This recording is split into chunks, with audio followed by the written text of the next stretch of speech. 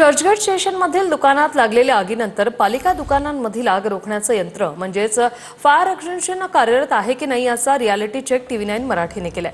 Chhatrapati Shivaji Maharaj terminus आणि मुंबई पालिकेच्या मुख्य इमारतीच्या बाजूला असलेल्या भुयारी पादचारी मार्गात असलेल्या अग्निशमन यंत्रणेचा रियालिटी चेक पाहूया। चर्चगेटमध्ये असलेल्या दुकानाला काल आग लागली। अग्निशमन दल असेल किंवा प्रशासन असेल यांनी उत्तमरित्या ती आग विझवली आणि सुदैवाने यात कुठली दुर्घटना घडली नाही। आता मी मुंबई महानगरपालिकेच्या जे ऑफिस आहे मुख्य ऑफिस त्याच्या बाजूला आणि CST स्टेशनच्या छत्रपती शिवाजी महाराज टर्मिनसच्या बाजूला असलेला हा पादचारी भुयारी मार्ग आहे।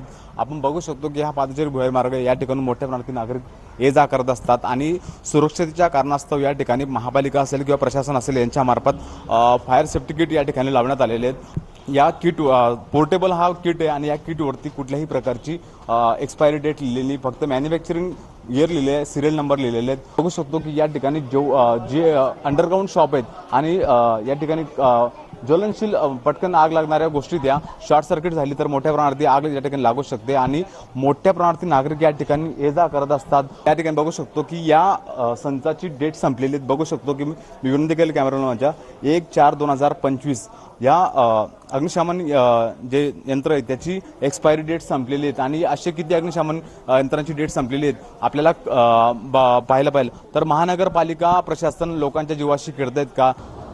गणेश रहाटेसह मिहिरा ढाकणे, TV9 मराठी, मुंबई।